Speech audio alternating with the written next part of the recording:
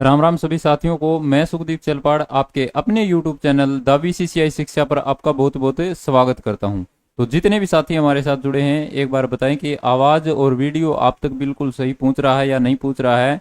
उसके बाद आज के सेशन की हम शुरुआत करने जा रहे हैं। तो जितने साथी हैं, एक बार जल्दी से जल्दी क्लास को शेयर करने का काम करें और ये ज़रूर बताएं कि आवाज़ परफेक्ट आप तक पहुंच रही है या नहीं पहुंच रही है। उसके बाद आज के सेशन की हमें शुरुआत करने जा रहे हैं। जितने साथी हैं, एक बार क्लास को शेयर करने का काम जरूर कर दें भाई, और क्लास को साथ साथ लाइक करने का भी आप काम करें।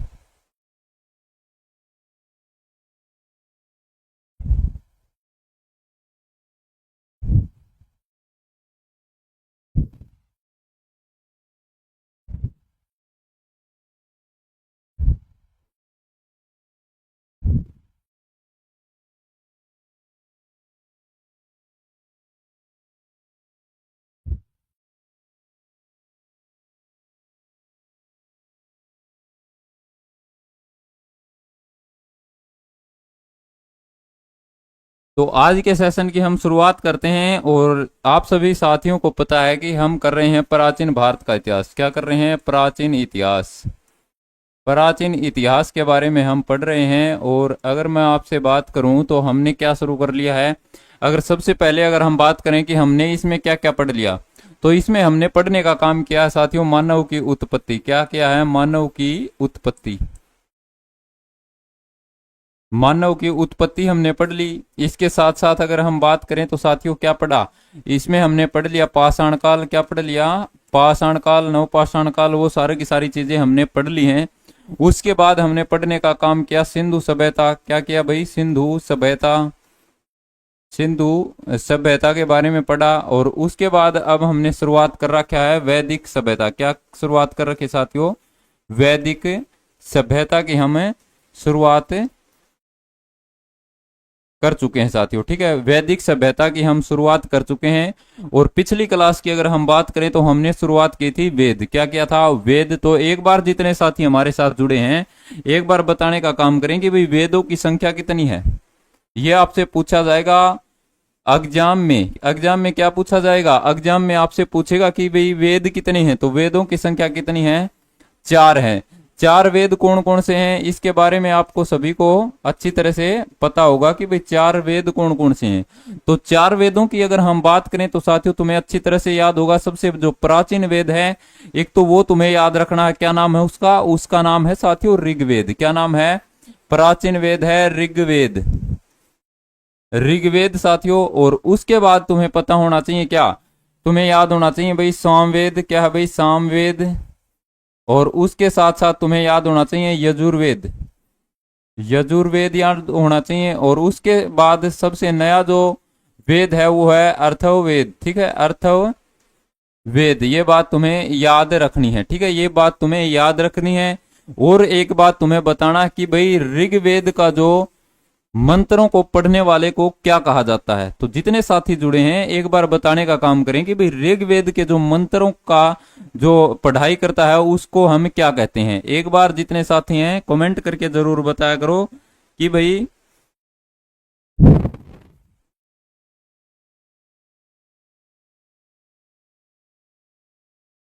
तो ऋग्वेद का जो श्लोक जो पढ़ने वाला है या मंत्र पढ़ने वाला है उसको क्या कहा जाता है? उसको होत्र कहा जाता है भाई। ठीक है, क्या कहा जाता है? होत्री, यानी कि भी होता।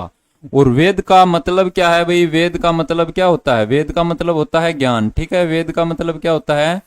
ज्ञान होता है साथियों। तो वेदांग कितने हैं और पुराण कितने हैं, महाजनपद कितने हैं, ये सारे की सारी बातें हमें यहीं पर पढ़ने वाले हैं साथियों। तो आज जो हम शुरुआत करने जा रहे हैं वो क्या है? तो ये साथियों यजुर्वेद। क्योंकि जो ऋग्वेद है वो हमने पिछली क्लास में पढ़ने का काम किया था। और आपने काफी बार देखा भी होगा कि जब आप एग्जाम देने जाते हो तो साथियों वैदिक सभ्यता, हड़प्पा सभ्यता और प्राचीन भारत का जो इतिहास है वहां से क्वेश्चन जरूर बनते हैं। जैसे मानव की उत्पत्ति का जो सिद्धांत है वहां से आपको क्वेश्चन देखने को मिलते हैं। और इसके साथ साथ अगर मैं बात करूं आपसे तो और कहां से क्वेश्चन देखने को मिलते हैं, तो उसके साथ साथ तुम्हें वैदिक सभ्यता से भी क्वेश्चन देखने को मिलते हैं। और वेदों का बारे में हमने पढ़ना है। तो वेद, यजुर्वेद। यजुर्वेद यानी कि भाई यज्ञ, किससे संबंधित है? यजु का मतलब होता है भाई यज्ञ। क्या होता है? यज्ञ। यज्ञ यानी यज्ञ आ गया, और य से यज्ञ होता है, और य से यजुर्वेद है। तो यह बात भी तुम्हें अच्छी तरह से याद रखनी है साथियों कि जो यजुर्वेद है इसमें किसका अध्ययन है? तो इसमें यज्ञ का अध्ययन है। ठीक है, इसमें यज्ञ पर जोर दिया गया है। ये बात हमने बिल्कुल सूत्री डालते याद रखनी है। और ये देखो भाई उरंत अमीन थोड़ी तस्वीर में भी दिखाने का आप ही काम करांगे भाई। ठीक है, तस्वीर में तो अमीन सूत्री डालते दिखाने का काम करांगे। ये देखो भाई आड़े यो क्या होने लग रहा है? यो अगर मैं बात करूं तो यहाँ पर यज्ञ होने लग रहा है भाई। ठीक है, ये यहाँ पर पंडित जी बैठे हैं भाई, ये क्या करने लग रहे हैं भाई? अपना यज्ञ में मंत्र पढ़ के सारा का सारा जो सामग्री है वह जोकने का काम कर रहे हैं। तो यह बात हमने बिल्कुल अच्छी तरह से याद रखनी है। ठीक है, तो यजुर्वेद में क्या है? यज्ञ के ऊपर है भाई। ठीक है, और आगे हम पढ़ते हैं इसमें क्या दे रखा है? देखो इसमें दे रखा है भाई यज्ञ एवं कर्म कांड का आधार। ठीक है, यजु का अर्थ क्या होता है? यजु का वास्तविक जो अर्थ होता है वो होता है यज्ञ। ठीक है, यजु का क्या अर्थ होता है? यजु का जो अर्थ होता है वो होता है यज्ञ। ठीक है, ये बात हमने अच्छी तरह से याद रखने का काम करना है। ठीक है, उसके बाद है भाई द्विविभाजन, यानी कि भाई यजुर्वेद है इसको दो भागों में बांटा गया। कितने भागों में बांटा गया साथियों? तो दो भागों में बांटा गया। ये बात तुम्हें अच्छी तरह से याद रखनी है। ठीक है, याद रखनी है। दो भागों की अगर मैं बात करूं आपसे तो एक भाग कौन सा है? तो एक भाग होता है भाई कृष्ण। ठीक है, एक भाग कौन सा है? कृष्ण यजुर्वेद।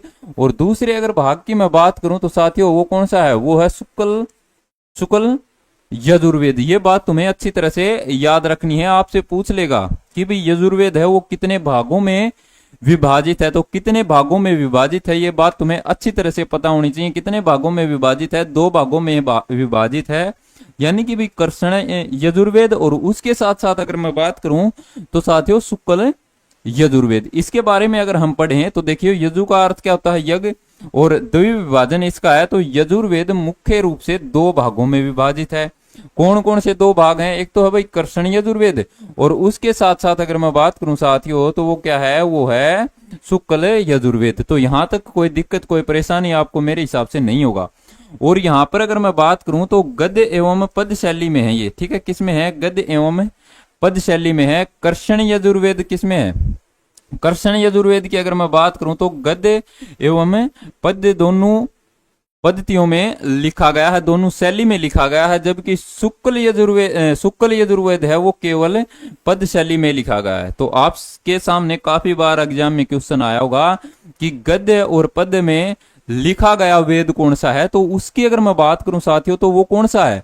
तो वो साथियों यजुर्वेद है। उसके बाद आपसे पूछेगा कि भाई यजुर्वेद का कौन से भाग को केवल पद में लिखा गया है, और ऐसा कौन सा भाग है जो कि भाई केवल क्या में लिखा गया है? जो कि गद्य और पद में दोनों में लिखा गया है। तो कृष्ण की अगर बात आ जाए तो ये दोनों में लिखा गया है, और शुक्ल की अगर बात आ जाए तो साथियों वो एक में लिखा गया है, एक शैली में लिखा गया है। यानी कि भाई पद शैली में कौन सा लिखा गया है? तो शुक्ल। और उसके बाद तुम्हें याद रखना है कि भाई कृष्ण जो यजुर्वेद है ये गद्य एवं पद शैली दोनों में लिखा गया है। यह बात हमने बिल्कुल अच्छी तरह से याद रखनी है। ये बात तुम्हें अच्छी तरह से याद रखते हुए एग्जाम में चलना है। ठीक है, उसके बाद है भाई कठोपनिषद। कठोपनिषद के बारे में अगर मैं बात करूं तो इसका प्रमुख उपनिषद कौन सा है? तो यजुर्वेद का प्रमुख उपनिषद कौन सा है? तो कठोपनिषद है। ये बात तुम्हें याद रखते हुए एग्जाम में चलना है साथियों। और उसके बाद जिसमें यमराज और नचिकेता क्या है? ये प्रश्न आपसे पूछा जाएगा कि भाई वो कौन सा उपनिषद है? क्या है भाई? कौन सा उपनिषद है? कौन सा उपनिषद है जिसमें यमराज और उसके साथ साथ मैं बात करूं तो नचिकेता? किसकी? नचिकेता। ये क्वेश्चन काफी बार एग्जाम में पूछा हुआ है कि भाई ऐसा कौन सा उपनिषद है जिसमें यमराज और नचिकेता का जो संवाद है वो दर्शाया गया है? तो उसकी अगर मैं बात करूं तो साथियों वो कठोपनिषद में दर्शाया गया है। ये बात आप इस तरह के जो पॉइंट आपके सामने बनते हैं तो वो आप लिखने का काम जरूर करिए साथ साथ। ठीक है, ये काम आप जरूर करिए। और बाकी जो साथी हैं भाई जो टेलीग्राम के ऊपर आप ये चीज अब बैन होने के कारण कुछ दिन डाल नहीं सकते, तो जितने भी साथी हैं वो हमारे व्हाट्सएप चैनल से भी जुड़ सकते हो भाई। ठीक है, हमने व्हाट्सएप चैनल बना रखा है कि भाई किसी मुसीबत के कारण भी टेलीग्राम को बंद कर दिया जाता है, तो ये क्या होता है, व्हाट्सएप के ऊपर हम सारे की सारी जो इन्फॉर्मेशन है, हमारी क्लास की जो पीडीएफ है, भर्तियों से रिलेटेड जो जो जानकारी है, वो सारा की सारी आपको वहां पर मिलेंगे साथियों। ये काम आप साथ साथ करते रहिए, ठीक है। उसके बाद क्या आता है, उसके बाद आता है भाई इसके उपवेद के बारे में, क्योंकि जैसे हमने बात की है भाई वेद के बारे में, किसके बारे में, वेद के बारे में, ठीक है। जब सभी पर जैसे मान ले अलग अलग शिफ्टों में पेपर होते हैं, तो वेद का जो चैप्टर है वो खत्म हो लेता है, तो साथियों आपसे उपवेद भी पूछेगा। अगर उसी से रिलेटेड अगर आपसे क्वेश्चन पूछेगा तो उपवेद भी आपसे पूछने का काम करेगा। ये बात तुम्हें याद रखनी है, ठीक है। ये बात तुम्हें याद रखनी है कि जैसे भाई परीक्षा बना, जो पेपर बनाने वाला है वो आपसे कई कदम आगे की सोच रखता है, तो साथियों आपको भी उसके साथ साथ सोच रखनी होगी, ठीक है। ताकि एग्जाम में क्या ना हो, ताकि एग्जाम में ये ना हो कि भाई जब हम पेपर देखें और पेपर देखने के बाद हमारे मन में आए कि भाई ये कहां से क्वेश्चन आ गया, ये तो हमने पढ़ा ही नहीं।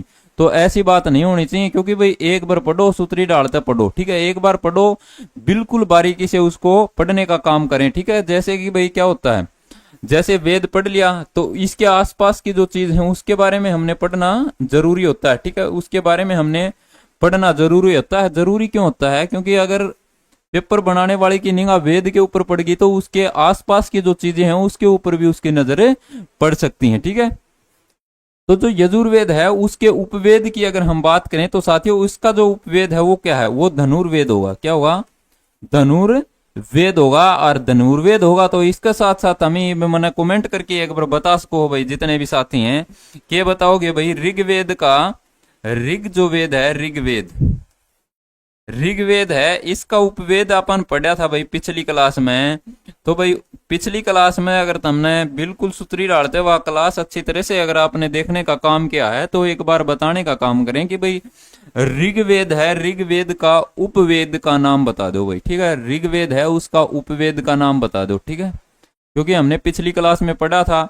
अगर पिछली क्लास आपने अच्छी तरह से देख रखी है तो ये बात आपको बिल्कुल अच्छी तरह से याद होगी, ठीक है। ये बात बिल्कुल अच्छी तरह से तुम्हें याद होगी भाई, ठीक है, बिल्कुल अच्छी तरह से याद होगी। और अच्छी तरह से याद है तो आपने उत्तर देने का काम क्या है भाई, ऋग्वेद का जो उपवेद है वो क्या है, वो आयुर्वेद है भाई, ठीक है, आयुर्वेद है, ठीक है। बिल्कुल सही उत्तर आपने देने का काम किया है, ठीक है।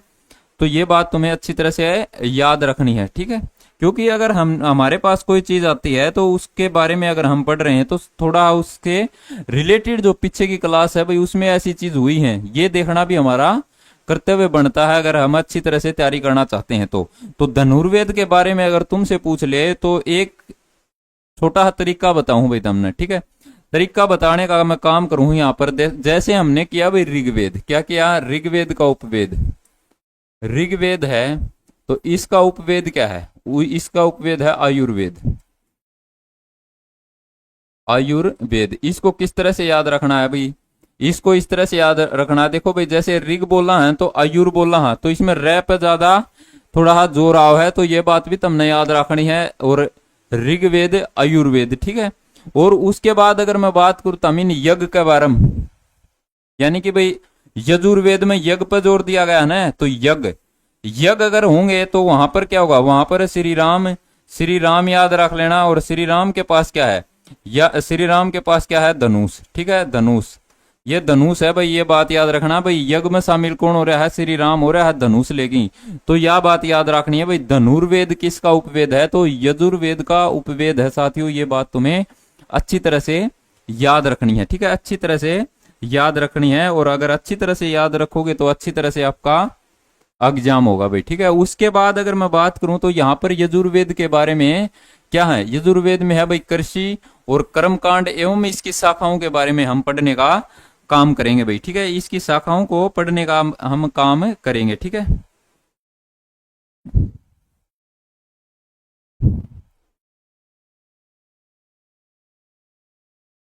इसकी संरचना एवं शाखाएं के बारे में बात करें तो अध्याय और मंत्र, यजुर्वेद में कुल 40 अध्याय हैं भाई, ठीक है। आपसे अगर एग्जाम में पूछ लिया जाता है कि भाई यजुर्वेद में कितने अध्याय हैं, तो यजुर्वेद में कितने अध्याय हैं, तो 40 अध्याय हैं, ये बात तुम्हें याद रखनी है। और लगभग साथियों कितने हैं, 2000 के आसपास इसमें मंत्र हैं, ठीक है। वास्तविक के बारे में अगर बात करा तो भाई 1990 है, लेकिन लगभग कितने हैं, लगभग 2000 कर देना भाई, ठीक है, लगभग 2000 हैं। और वास्तविक की अगर आप बात करा तो 1990 इसकी वास्तविक संख्या है भाई। उसके बाद है भाई वाजसनेयी शाखा। ये शाखा तुम्हें याद रखनी है, क्योंकि भाई इन शाखाओं में क्या क्या होता है। वाजसनेयी शाखा के बारे में अगर हम बात करें तो शुक्ल यजुर्वेद की मुख्य शाखा को वाजसनेयी कहा जाता है, वाजसनेयी संहिता, ठीक है। ये बात तुम्हें याद रखना है। ये क्यों याद रखना है, क्योंकि इसके पीछे भी कोई कारण होगा। तो ये तुम्हें याद रखना है कि भाई इसमें वैश्य शब्द का उल्लेख मिलता है, ठीक है, वैश्य शब्द का उल्लेख मिलता है। क्योंकि भाई ये हमने जब शुरुआत करा था कि भाई ब्रह्मा जी के जो शरीर से जो निकलते हैं, जैसे क्या, एक तो ब्राह्मण, ठीक है, ब्राह्मण हमने पढ़ा, इसके साथ क्षत्रिय, क्षत्रिय के साथ साथ और क्या होता है, क्षत्रिय के साथ साथ अगर हम बात करें तो वैश्य, और वैश्य के साथ साथ अगर हम बात करें तो साथियों शूद्र, क्या है, शूद्र। ये बात हमने पढ़ने का काम किया था। तो यह बात याद रख लेना कि भाई वैश्य जो शब्द है क्या है, वैश्य जो शब्द है इसका जो है वो क्या है, इसका वाजसनेयी संहिता में क्या है, उल्लेख मिलता है। ये बात हमने याद रखनी है भाई। यह बात तरद और पूछ लेगा कि भाई वैश्य शब्द का उल्लेख कहाँ पर मिलता है, तो वाजसनेयी संहिता में मिलता है भाई। और इस तरह का प्रश्न भाई काफी बार एग्जाम में पूछा गया है, तो पूछा गया तो भाई आज के बाद हमें याद रख लियो भाई, ठीक है, याद रख लियो। और ये बात मैंने तमिन बताई थी ना कि भाई, ये बात मैंने तारता बताई थी कि अगर कोई शूद्र है, और शूद्र क्या करता है, शूद्र अगर मंत्र पढ़ने का काम करता है, मंत्रों की जानकारी लेता है, तो वो शूद्र न होके किस में आ जाता था, ब्राह्मण में आ जाता था। साथियों ये बात तुम्हें याद रख लेना है। और ब्राह्मण में अगर क्या होता है, मंत्र पढ़ने की शक्ति नहीं है, तो वो इन दूसरी जो शाखा है इनमें आने का काम करना पड़ता था, ठीक है। ये बात तुम्हें अच्छी तरह से याद रखनी है, ठीक है।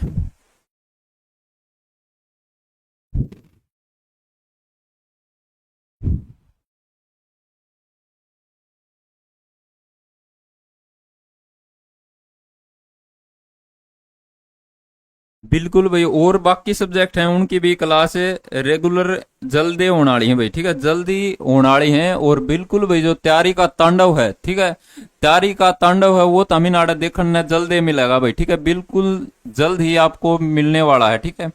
उसके बाद है भाई अध्वर्यु, ठीक है, अध्वर्यु किसको कहा जाता है, जो इसके जैसे मंत्रों का अध्ययन करता है। जैसे ऋग्वेद का जो अध्ययन करते हैं उसको क्या कहा गया है, उत्तर कहा जाता है। और यजुर्वेद का जो अध्ययन करते हैं उसको क्या कहा गया है, उसे अध्वर्यु कहा जाता है। ये बात तुम्हें याद रखनी है, ठीक है। उसके बाद है भाई इसकी सामाजिक एवं आर्थिक साक्ष्य। इसके सामाजिक और आर्थिक साक्ष्यों के बारे में अगर हम बात करें साथियों, तो इसके बारे में अगर हम बात करें तो साथियों विरही, विरही क्या है, विरही है चावल भाई, ठीक है, चावल। ये बात तुमसे पूछा जाएगा कि भाई विरही नामक क्या है, विरही, विरही नामक शब्द का इस्तेमाल किसके लिए किया गया है और कहाँ किया गया है, तो यजुर्वेद में किया गया। कहाँ किया गया है, तो यजुर्वेद में किया गया साथियों, यजुर्वेद में इस शब्द का इस्तेमाल किया गया है। और किसके लिए किया गया है, चावल के लिए किया गया है। ये बात तुम्हें अच्छी तरह से याद रखनी है साथियों, ठीक है। यजुर्वेद में कृषि एवं सिंचाई व्यवस्था का उल्लेख है, ठीक है, सिंचाई और कृषि की व्यवस्था है, उसका उल्लेख कहां पर है, उसका उल्लेख यजुर्वेद में है। और यहां पर चावल को विशेष रूप से विरही कहा गया है, ठीक है, विशेष रूप से क्या कहा गया है, तो विशेष रूप से इसको विरही कहा गया है। ये बात तुम्हें सारा की सारी याद रखनी है भाई। और ये सारा की सारी बात अगर तुम याद रखोगे तो भाई तारा जो बेड़ा है वो पार हो जाएगा भाई, ठीक है। और ये यहाँ पर एक और इंपॉर्टेंट पॉइंट बन जाता है, ये आ गया भाई अश्वमेघ यज्ञ, ठीक है। अश्वमेघ यज्ञ के बारे में तो हमने बिल्कुल सूत्री डालते सुन रखा होगा भाई। और इसके बारे में पूछा जाएगा कि भाई राजा के साम्राज्य विस्तार के प्रतीक अश्वमेघ का प्रथम विधिवत वर्णन इसी वेद में मिलता है। कौन सा वेद में मिला है, कौन सा वेद पढ़ने लाग रहे हैं भाई, यजुर्वेद पढ़ने लाग रहे हैं साथियों। तो अश्वमेघ यज्ञ का जो विधिवत वर्णन है वो कहां पर मिलता है, तो वो मिलता है यजुर्वेद में भाई, ठीक है। क्योंकि भाई यह बात हमें याद रख लियो, अगर पेपर में तुक्का भी लाओ ना तो आड़ यज्ञ लाग रहा है भाई, आगे यज्ञ लाग रहा है। यज्ञ ते कौन सा वेद संबंध है भाई, तो यज्ञ ते साथियों कौन सा वेद का संबंध है, तो यजुर्वेद का संबंध है। ये बात तुम्हें अच्छी तरह से याद रखनी है। क्या तुम अच्छी तरह से याद रख सकते हो, तो उसके बाद है साथियों ऋग्वेद पर निर्भरता। ऋग्वेद पर निर्भरता, यानी कि भाई ये जो वेद है कौन सा वेद है? यजुर्वेद। यजुर्वेद के बारे में अगर हम बात करें साथियों, तो यजुर्वेद क्या है? ये साथियों ऋग्वेद के ऊपर आधारित है। ऋग्वेद के ऊपर आधारित है भाई, ऋग्वेद के ऊपर आधारित है, लेकिन पूर्ण रूप से नहीं लिखना है, पूर्ण रूप से नहीं लिखना है। पूर्ण रूप से कोई और वेद होगा, उसके बारे में हम पढ़ेंगे, ठीक है। तो ऋग्वेद के ऊपर आधारित है। कौन सा वेद है भाई? ये आंशिक रूप से आधारित है भाई, ये है भाई आंशिक रूप से आधारित है। और आंशिक रूप से कौन सा आधारित है? तो ये है भाई यजुर्वेद, ठीक है। ऋग्वेद के ऊपर आंशिक रूप से आधारित कौन सा वेद है, यह बात तुमसे पूछेगा और तुमने बता देना है क्या कौन सा वेद है? यजुर्वेद। लेकिन तुम्हें याद रखना है कि भाई ये पूर्ण रूप से इसके ऊपर आधारित नहीं है, ठीक है। पूर्ण रूप से आधारित नहीं है, यह बात तुम्हें याद रखनी है भाई, ठीक है। क्योंकि ये सारी चीज हम ही अगले जो वेद होगा उसमें पढ़ांगे, ठीक है। उड़ता हमने बताने का भी काम करांगे भाई कि सामवेद है वो शायद, ठीक है। वो कौन सा है भाई? सामवेद होगा। अगला वेद कौन सा है? सामवेद। और शाम से तो हमने बताया था भाई से संगीत, क्या है भाई? से संगीत होगा साथियों, और से ही क्या हो जाएगा? सामवेद हो जाएगा, सामवेद हो जाएगा, ठीक है। सामवेद हो जाएगा। जैसे मैंने तुम्हें शुरुआत में बताया था इन वेदों के बारे में, तो तुमसे मतलब तुमको बताने का मैंने काम क्या था कि भाई सारे गामा पा, सारे गामा पा, ठीक है, सारे गामा पा धानी सा, ठीक है। ये जो संगीत के जो सुर हैं वो साथियों कहाँ पर हैं? तो वो सामवेद में है, ये बात तुम्हें याद रखना है। और ये सारे के सारे देखो भाई, यो देखो तो हमने सुतरी डालते दिखता होगा भाई, संगीत का जनक, संगीत का जनक, इसके बारे में अगर हम पढ़ें तो सामवेद का शाब्दिक अर्थ है गायन, क्या भाई? गायन, ठीक है। यानी कि भाई गानत संबंधित है भाई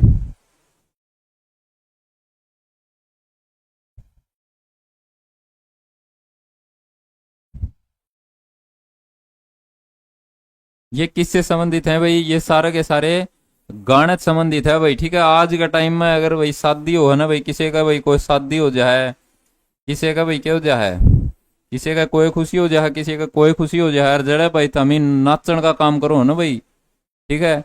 जड़े तमीन नाचन का काम करो भाई, उस टाइम ने तमने किमें नहीं दिखता भाई नाचन का सिवाय, तो वह भाई आड़ते दिन शुरू हुई है भाई, ठीक है। यह बात हमने याद रख लेनी है भाई, या तो कौन भूलोगे भाई, पक्की बात है, कौन भूलोगे ना भाई, ठीक है। नहीं भूलोगे भाई, क्योंकि नाचन गान से संबंधित वाली चीज तो भूलनी नहीं चाहिए। सामवेद का शाब्दिक अर्थ क्या है? गायन। इससे भारतीय शास्त्रीय संगीत का मूल जनक माना जाता है भाई। और अगर मैं बात करूं तो साथियों प्रसिद्ध 7 सुर, क्या भाई? सारे गा मा पा धा नी की उत्पत्ति इसी वेद से हुई है। कौन से वेद से हुई है भाई? कौन से वेद से हुई है? तो सामवेद से हुई है साथियों, ये बात तुम्हें याद रखनी है, ठीक है। ईब अगर मैं तुमसे बात करूं, ये क्या लिखा गया है? उद्गात्र लिखा गया है। तो ये क्या है? ये इसको, इसके जो मंत्र हैं या भाई इसको गाने की जो कला है जिसमें, उसको क्या कहा गया है? उसको कहा गया है क्या? उद्गात्र कहा गया है। यह बात तुमने याद रखनी है भाई सारा की सारी। और इसमें कुल 1810 मंत्र संकलित हैं भाई। कितने मंत्र हैं? 1810 मंत्र हैं भाई। लेकिन हमने याद के रखनी है, मेन बात यह रखनी है, जो पूर्ण रूप से ऋग्वेद की ऋचाओं पर आधारित है भाई। यानी कि भाई पूरा का पूरा जो वेद है ऋग्वेद के ऊपर आधारित है। और ऋग्वेद की जो ऋचाएं हैं उनको पढ़ने के लिए क्या क्या था भाई? उनको गाने के लिए इसी वेद का निर्माण हुआ था। ये बात भी तुमने याद रखनी है, ठीक है। कौन से वेद का भाई? सामवेद का, ठीक है। सामवेद, सामवेद है भाई, याद रख लियो, ठीक है। जब भी तमिन किते ने किते भाई गाने बाज दे सुन जा, ठीक है।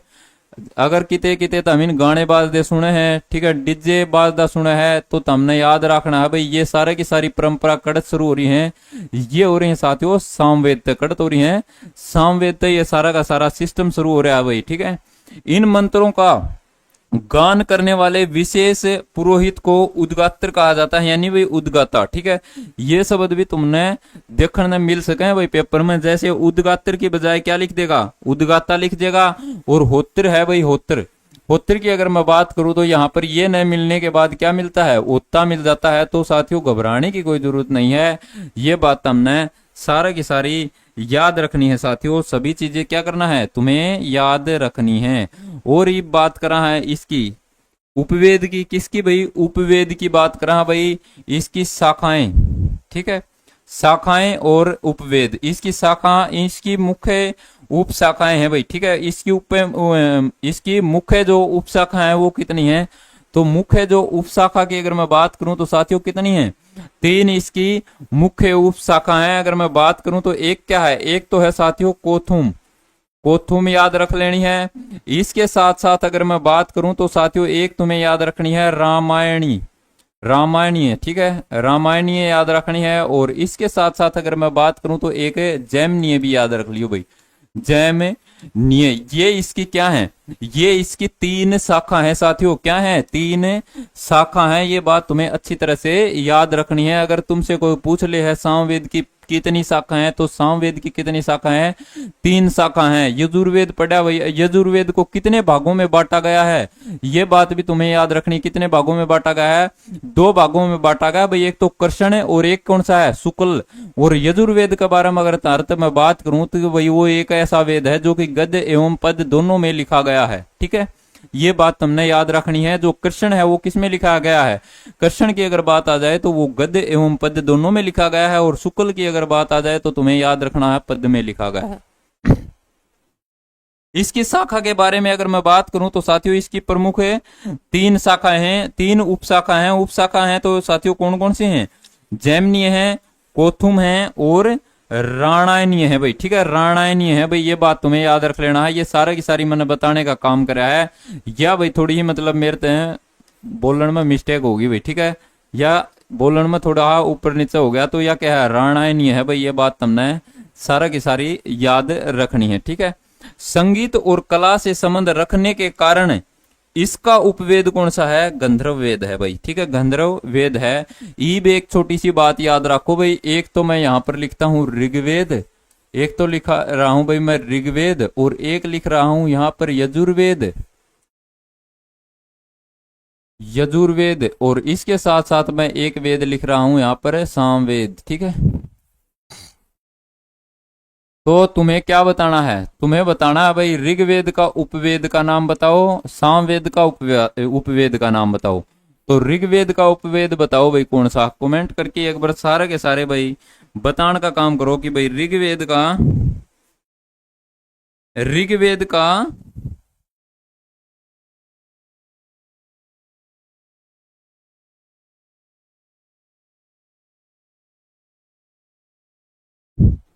Where is your coaching centre, ठीक है। मतलब भाई सीधी सी बात है भाई, अपना जो कोचिंग सेंटर है यो कड़ा है, तो यो भाई बिल्कुल कड़ा है भाई, यो इसरवाड़ में है भाई, ठीक है, यो है भाई इसरवाड़ में है भाई, याद रख लियो भाई, ठीक है।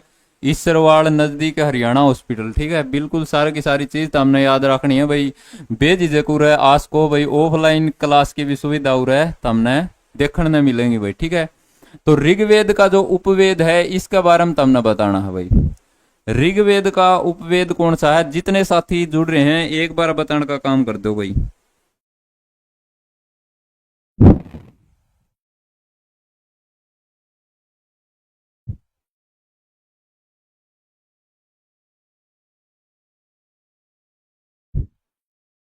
ऋग्वेद का उपवेद बताने का काम करें भाई। ऋग्वेद का जो उपवेद है वो कौन सा है, वो आयुर्वेद है। इब भाई तो तारता ही बताया था भाई, आयुर्वेद है।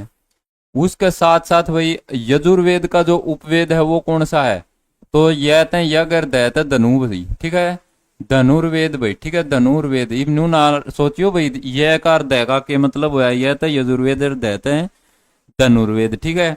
तो ये इससे डालते हैं, याद रखने हैं भाई, ठीक है, याद रख लियो भाई तमी सारा की सारी चीज। सामवेद का उपवेद बताओ भाई कौन सा है, सामवेद का उपवेद की अगर मैं बात करूं तो कौन सा है, गंधर्व वेद।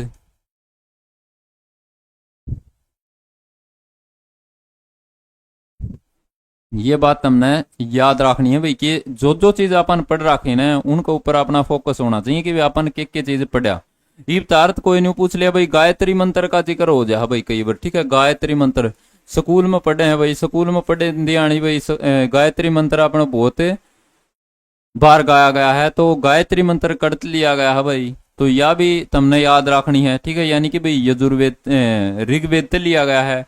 उसके साथ साथ हमने यह भी बात पूछेगा कि भाई गायत्री मंत्र किसको समर्पित है, ठीक है। ये चीज तारा है सारे की सारी याद होनी चाहिए। इसके साथ साथ हमने बताना है भाई जो ऋग्वेद के बारे में अपन पढ़ा था, तो ऋग्वेद के जो मंडल हैं वो कितने मंडल हैं भाई, ऋग्वेद के कितने मंडल हैं, और सबसे जो नए और पुराने मंडल कौन कौन से हैं, ठीक है। ये सारा की सारी चीज तारा ध्यान में आनी चाहिए भाई, ठीक है। ध्यान में नहीं भाई, जैसे ही मैंने बोला है भाई ऋग्वेद के बारे में, तो ऋग्वेद का जो सारा का सारा लेखा जोखा है वो तारा सामने खुल जाना चाहिए भाई, ठीक है।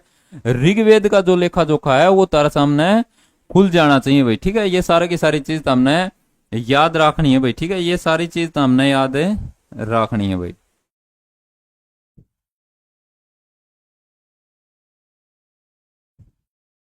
और ये लीजिए भाई सबसे नया वेद अथर्ववेद, ठीक है। कौन सा वेद है भाई, अथर्ववेद है, यानी कि भाई लौकिक जीवन एवं नवीन उपवेद, ठीक है। यानी कि तारत और न्यू पूछ लेगा कि भाई सबसे नया वेद कौन सा है, तो नया वेद के बारे में तारत कोई पूछेगा तो तुम्हें क्या बताना है, तुम्हें बताना है साथियों अथर्ववेद है भाई, ठीक है। अथर्ववेद है। और अगर इसको याद करने के लिए मैं कुछ बताता हूं तुम्हें, याद करने के लिए एकमात्र भाई तरीका, ठीक है, यानी कि भाई थोड़ा हाथ तरीका भी होना चाहिए कि भाई किस तरह से इसको याद रखा जाए। तो इसने तो हमें याद रख लेना है भाई अर्थ थे, अर्थ है, अर्थ के है भाई, अर्थ अपनी मतलब भूमि, ठीक है। यानी कि भाई जो हिंदी में अर्थ लिख दिया भाई मैंने, ठीक है, लेकिन यो इंग्लिश का अर्थ है, ठीक है।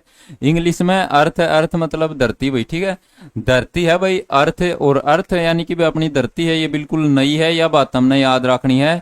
और नई है तो भाई क्यों है ये तो हमने बेरा होगा कि भाई किते न किते तो हमें जानते होगे, तो बिल्कुल भाई जड़े तो हमने चुराइए मिलेंगे, ठीक है। जड़े तो हमने चुराइए मिलेंगे, उड़ किमें न किमें तो हमें जरूर किमें न किमें भाई जरूर तमने देखने न मिल जाएगा भाई, किमें न किमें जरूर देखने न मिल जाएगा कि यानी कि भाई जादू टोना का जिक्र तमने पाओगा भाई इसमें, ठीक है। तो इस डाल से तमने याद रखनी है भाई, ये सारे की सारी चीज तमने याद रखनी है भाई, ठीक है।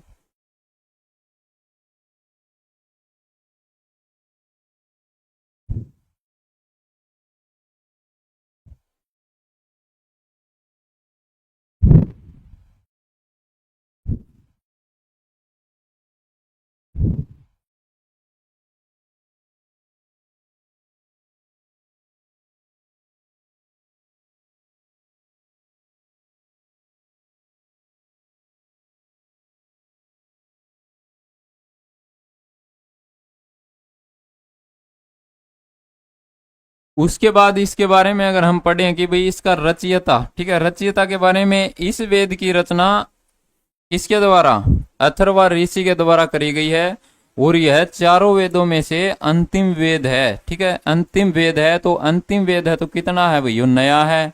अंतिम वेद है तो सबसे नया वेद का अर्थ कोई पूछा है तो हमने बता देना भाई नया वेद कौन सा है, अथर्ववेद है। उसके बाद देखो भाई जादू टोना और औषधि, यानी कि भाई जादू टोना का जिक्र है, औषधि का जिक्र है, यो कड़ा पाओगा, तो यो पाओगा भाई कड़ा अथर्ववेद में पाओगा भाई, ठीक है, ठीक है। जैसे मैं बताऊं तुम्हें ऋग्वैदिक काल के आध्यात्मिक चिंतन से इतर, इसमें आम जनजीवन से जुड़े जादू टोना, भूत पिशाच निवारण, जड़ी बूटियों का जो अध्ययन है वो सारा का सारा क्या में है, वो इससे वेद में है भाई, अथर्ववेद में है, ठीक है। तो यह बात हमने याद रखनी है। उसके बाद है भाई प्रजापति की पुत्रियां, यह बात मैंने तारता ही बताई थी कि भाई सभा और समिति, जब हम पढ़ रहे थे तो सभा और समिति के बारे में हमने पढ़ा था, ठीक है। सभा और समिति जब मैंने आपको करवाई थी उस समय मैंने आपको बताया था कि भाई सभा और समिति को राजा की क्या कहा गया है, पुत्रियां कहा गया है। तो प्रजापति की पुत्रियां अथर्ववेद में लोकतांत्रिक संस्थाओं, यानी कि भाई एक तो कौन सी है सभा और एक समिति, को प्रजापति की दो गौरवशाली पुत्रियां कहकर संबोधित कराया गया है भाई, ठीक है। यह बात तुम्हें याद रखनी है। उसके बाद है भाई ब्रह्मचारी सूर्य, इस वेद में सूर्य देव को एक आदर्श ब्राह्मण विद्यार्थी, आदर्श ब्राह्मण विद्यार्थी के रूप में चित्रित किया गया है। सूर्य देव को आदर्श ब्राह्मण विद्यार्थी के रूप में चित्रित किया गया है। कौन से वेद में किया गया है, तो ये अगर आपसे कोई पूछता है तो तुम्हें बता देना है कि भाई वो वेद अथर्ववेद है। कौन सा वेद है साथियों, वो अथर्ववेद है, ये बात तुम्हें याद रखनी है। उसके बाद है भाई एकराट राजा एवं उपवेद, इसमें देश के सर्वोच्च शासक को एकराट कहा गया है। ठीक है, देश का जो सर्वोच्च शासक है उसको एकराट कहा गया है। किस वेद में कहा गया है? अथर्ववेद में कहा गया है। ये बात तुम्हें याद रखनी है। उसके बाद अगर मैं बात करूं साथियों, तो शिल्प और स्थापत्य कला से जुड़े होने के कारण इसका उपवेद शिल्प वेद है। इसका उपवेद क्या है भाई? शिल्प वेद है। यानी कि भाई शिल्प, यानी कि भाई शिल्प का मतलब क्या है? शिल्प का मतलब हो भाई यानी कि भाई स्थापत्य, यानी कि भाई स्थापना स्तूपना से रिलेटेड हो गया।